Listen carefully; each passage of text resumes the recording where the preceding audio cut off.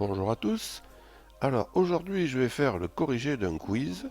Il s'agit du premier quiz de la série dédiée à PHP, donc qui est ici.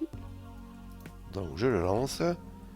Donc il porte sur l'ensemble de ces tutos là que vous avez sur la gauche et on va valider la liste de ses compétences. Alors j'y vais. Je démarre. Alors, cocher les différentes manières d'exécuter du PHP. En utilisant un serveur, en ligne de commande, en utilisant la console du navigateur. Non, ça, c'est pas ce langage. Alors, pour exécuter du PHP au moyen d'un serveur, je peux utiliser le serveur interne de PHP en lançant la commande php-s localhost 2.3000. 3000 est un numéro de port. Oui, c'est ce qu'il faut faire. Le répertoire, depuis lequel est lancé le serveur interne de PHP, est le répertoire racine de ce serveur. Oui, ça, il vaut mieux ne pas l'oublier. Comment pouvez-vous lancer le serveur interne de PHP depuis un terminal VS Code? Oui. Depuis une invite de commande? Oui, ça marche aussi. Il n'y a pas de souci. Alors, le serveur interne de PHP est lancé. Si le répertoire racine du serveur contient le fichier hello.php, alors il faut taper http://localhost 2.3000 hello.php dans le navigateur pour exécuter hello.php. Oui, ça c'est juste, c'est ce qu'il faut faire. Maintenant, le serveur interne de PHP est lancé. Si le répertoire racine du serveur contient le fichier index.php, alors il suffit de taper http://localhost 2.3000 pour exécuter index.php. C'est le serveur qui va chercher index.php par défaut. Oui, c'est le cas. D'ailleurs, ce slash n'est pas absolument obligatoire. Il n'est pas obligatoire du tout. D'ailleurs. Maintenant, j'ai une invite de commande ouverte. Le répertoire courant contient le fichier hello.php. Pour exécuter hello.php avec l'invite de commande, je lance la commande php espace hello.php. Oui, il n'y a rien d'autre à faire. Maintenant, j'ai une invite de commande ouverte. Le répertoire courant contient le fichier hello.php. Pour exécuter hello.php avec l'invite de commande, je lance la commande php hello.php. Mais j'ai déjà répondu. Bon, je passe au test suivant. Passez au test suivant. J'ai une invite de commande ouverte. Le répertoire courant contient le fichier index.php. Pour exécuter index.php avec l'invite de commande, je lance la commande php espace index.php. Alors ça c'est juste. Ce qu'il ne faut pas espérer, c'est que PHP aille chercher par défaut index.php. Le navigateur le fait, enfin le serveur le fait plus exactement. PHP, lui, ne le fera pas. Donc là, on passe à une nouvelle compétence. Donc là, on commence la compétence, savoir comment nommer des variables, les constantes, les fonctions, les classes. Alors, le nom de cette variable est-il valide? $prix underscore 1 égale 1. Alors, on commence par un P majuscule. Oui, c'est valide. Il n'y a pas de souci. Le nom de cette variable est-il valide? Underscore prix égale 1. Oui, underscore, c'est bon. Le nom de cette variable est-il valide? $1 prix. Alors, on ne peut pas commencer par un chiffre. C'est la seule chose dont il faut se souvenir si on veut faire simple. Donc, est valide? Bien sûr que non. Alors maintenant, le nom de cette constante est-il valide? Const chaîne égale bonjour à tous. Oui, pas de souci. Du point de vue de PHP, le nom de cette constante est-il valide? Const chaîne égale bonjour à tous. Alors du point de vue de PHP, oui, il est valide. Par contre, par convention, les constantes doivent être écrites en majuscules. Mais PHP ne vous interdit pas de les écrire en minuscules. Donc on a validé cette compétence. Alors maintenant, ce qu'on veut savoir, c'est si on sait travailler avec Echo. Alors on regarde cette page sur un navigateur. Pour aller à la ligne, que doit-on mettre à la fin du premier Echo? Une balise HTML BR ou un \n. C'est la balise BR pour le navigateur. On travaille en ligne de commande. Pour aller à la ligne, que doit-on mettre à la fin du premier Echo? Et bien là, cette fois, c'est le \n. C'est pas le BR, il comprendrait pas. Alors, à quoi sert le \n? Alors, rien, virgule, si on regarde la page sur le navigateur. Bah oui, le navigateur, lui, il va pas s'en rendre compte qu'il y a un \n. À aller à la ligne, si on regarde le code HTML de la page sur le navigateur, oui. Si on regarde le code de la page, le \n nous servira à aller à la ligne.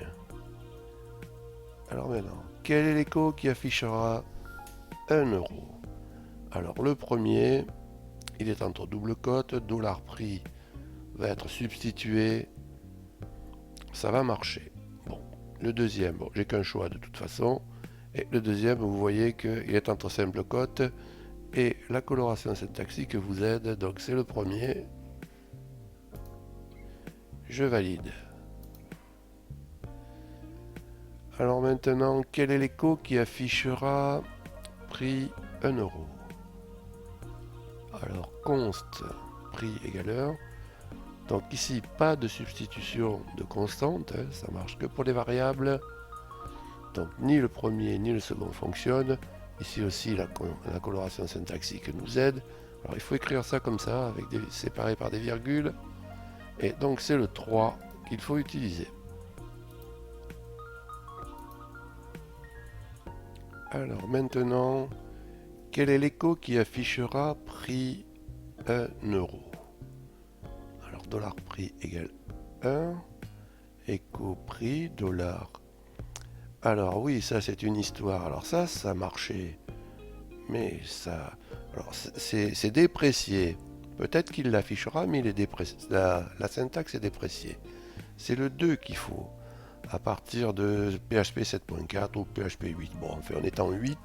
C'est le 2. De toute façon, j'ai qu'un choix. Donc, c'est le 2. D'accord? Et ici, il y a les simples cotes.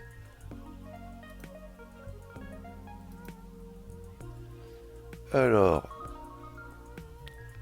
quel est l'écho qui a la bonne syntaxe pour afficher l'élément document route du tableau associatif $serveur? $serveur est aussi ce que l'on appelle une super globale. Ouais, bon, ok, t'es gentil, mais bon, ça... Je vois pas pourquoi il me prend l'envie d'écrire ça maintenant. Alors, quel est l'écho qui a la bonne syntaxe pour afficher l'élément document route du tableau associatif $serveur? C'est celui-là. Oui, c'est celui-là parce que c'est un élément de tableau et donc il faut mettre des accolades. Donc c'est le 1.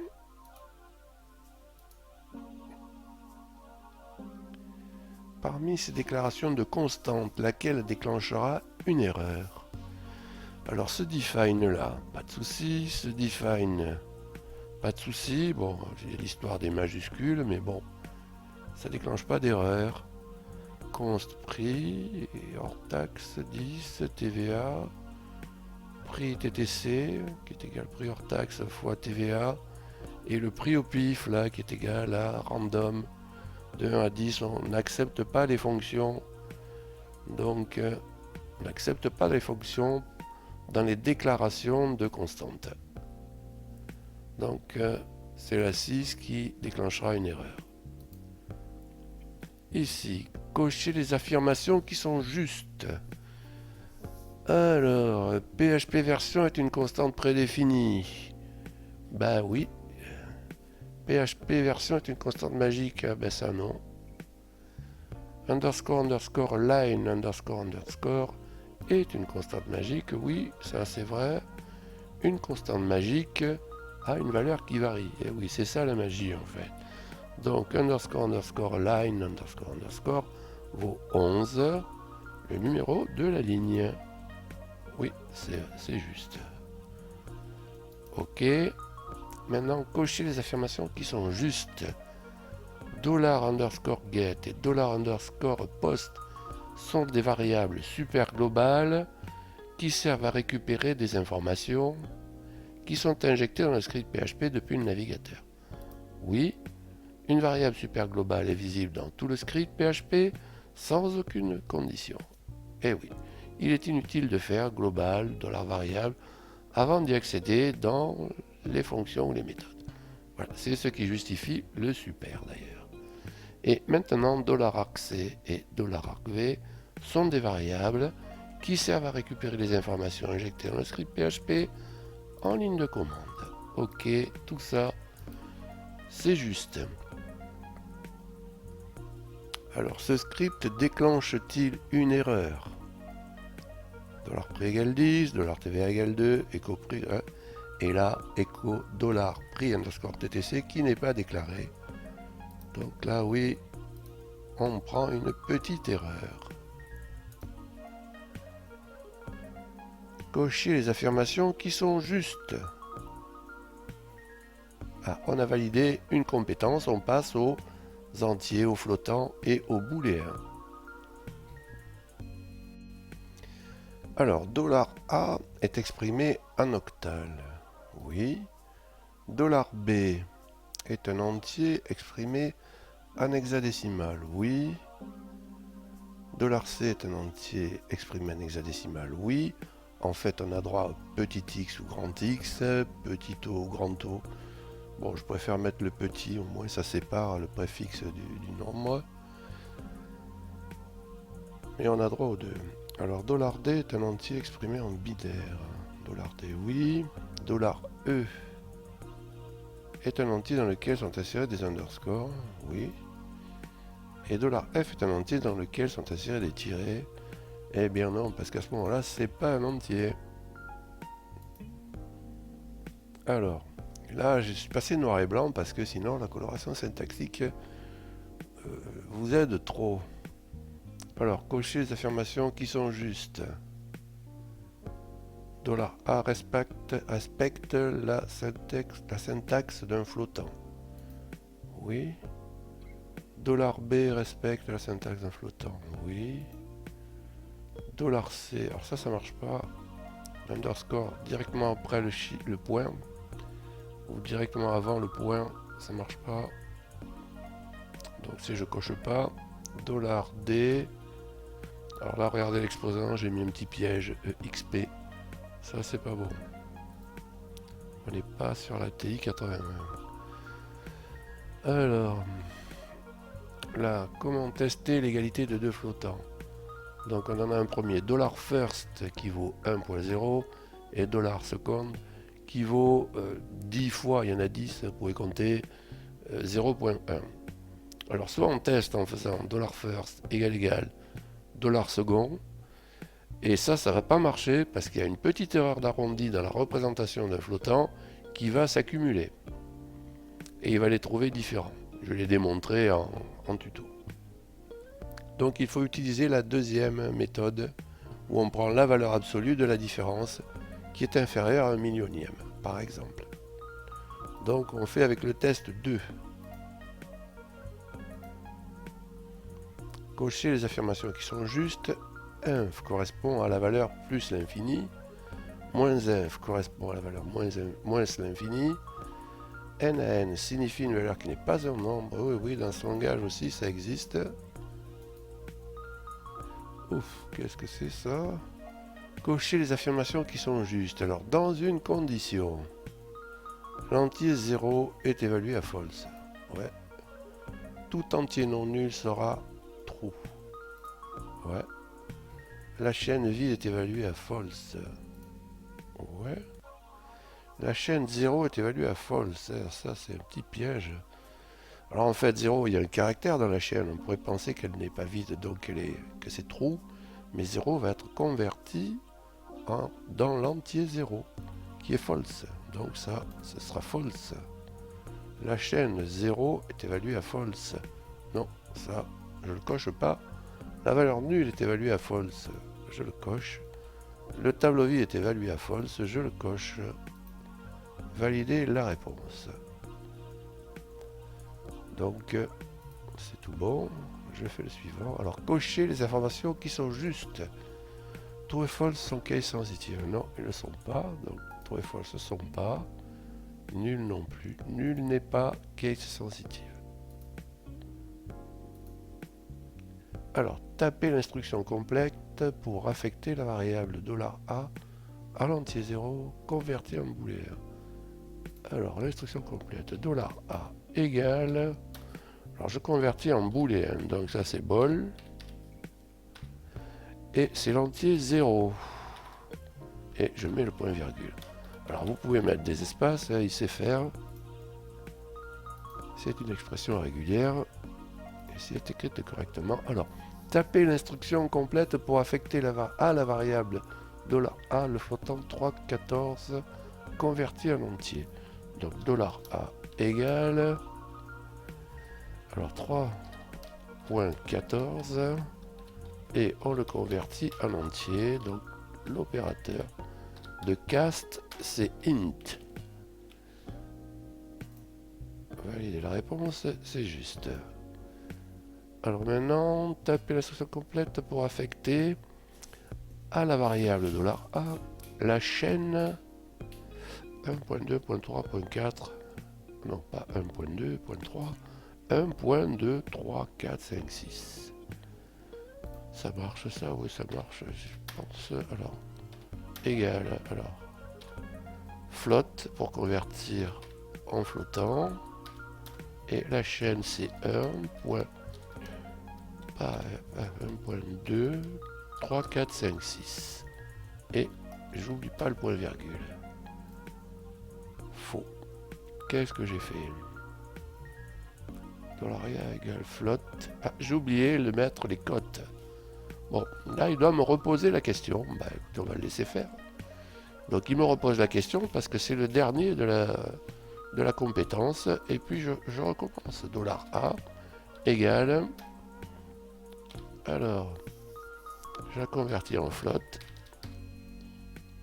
Ok, mais c'est une chaîne. Et c'est 1.2, 3, 4, 5, 6.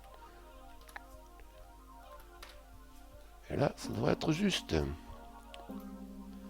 Voilà, donc j'ai validé la compétence. Je passe à une nouvelle compétence. Alors, les chaînes de caractères. Quelles sont les chaînes qui sont correctement déclarées? Alors, $str_1 égale...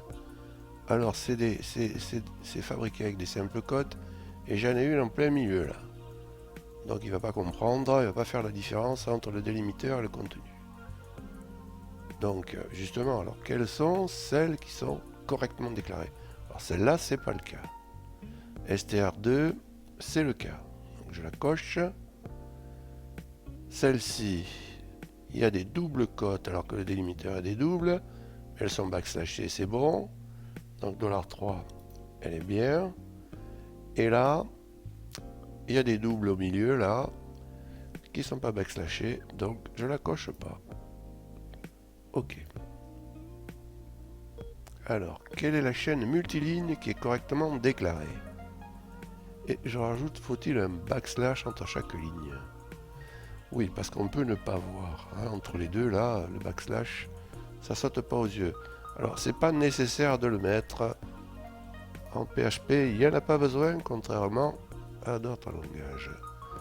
Quel est le résultat de l'exécution de ce script? $str égale bonjour, $str de 1 égale i, alors echo. Donc là, je peux considérer la chaîne comme un tableau. C'est le O qui va être remplacé par un i. Donc on va se retrouver avec un binjour. Tout le reste, c'est faux. J'ai validé la compétence chaîne de caractères. On passe au tableau. Cocher les affirmations qui sont justes. Donc, je déclare tab 1, je déclare tab 2. Alors, $tab1 est un tableau vide déclaré avec la fonction array. Pas de souci. $tab2 est un tableau vide déclaré en notation courte. Oui. $tab1 sera obligatoirement un tableau associatif. Non, non. $tab2 sera obligatoirement un tableau indexé. Non, non. C'est bien essayé, mais bon, faut pas exagérer. Hein. Alors, que contient $tab après l'exécution de ce script? $tab égale array, il y a 3 couleurs dedans. Et là, je fais un $tab avec les crochets, il n'y a rien dedans, qui va avoir pour effet d'auto-numéroter l'élément.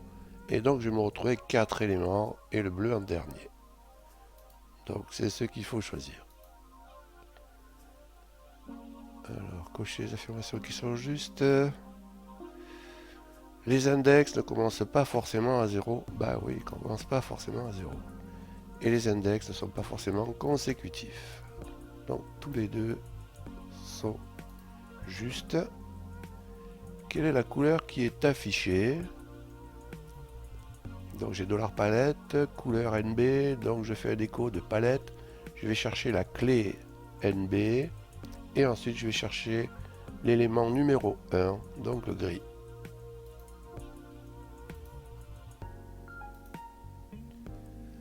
Cocher les affirmations qui sont justes. For each sert à parcourir le tableau. Bah oui, quand même. For each ne sera pas gêné par le fait que le tableau ne commence pas à l'index 0. Non, il ne sera pas gêné par ça, c'est son intérêt d'ailleurs. Enfin, un de ses intérêts, mais bon. Avec une boucle for, on ne pourrait pas le faire. For each ne sera pas gêné par le fait que les index du tableau ne soient pas consécutifs. Voilà, c'est ça qu'on ne peut pas faire avec une boucle for, il faut tester à chaque fois. Le premier for each récupère la valeur des éléments du tableau. Oui, la valeur, as value. Le deuxième for each récupère la clé et la valeur. Oui, $key, $value, c'est bon. Donc ça, c'est juste du rappel, tout est juste. Hein. Alors, qu'affiche le premier écho?